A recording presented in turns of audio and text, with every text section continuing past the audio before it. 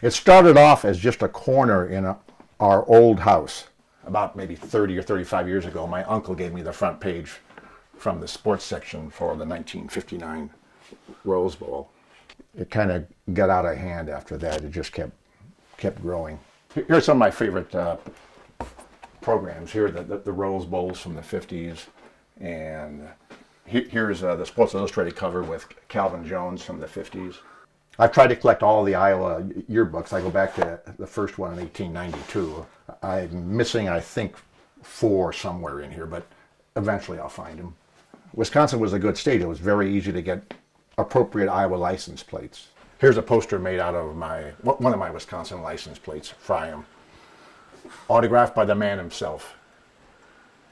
When Iowa went to the Rose Bowl back in '82, the Des Moines paper purchased an ad in the Seattle newspaper, and it was a full-page ad, and this is what it was. From out of the Big Ten comes rampaging, unstoppable terror, striking fear into the hearts of the Washington Huskies. And then it started to get a little too big. This is the Niall Kinnick football card, and they misspelled his first name. I probably have 100 posters, but this is maybe my favorite one. We do know Diddley, and here's Bo Diddley himself. So it had to move, and it moved into a room, and then we moved here, and it moved into 2 or 3 rooms, and okay.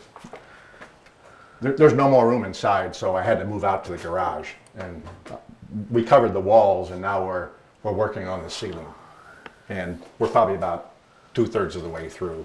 A problem that I tend to collect everything. For example, a collection of about 30 checkbook covers. Priceless, no doubt. Back in these days, you could smoke Victory cigars in the stands. This is one of my favorite moments.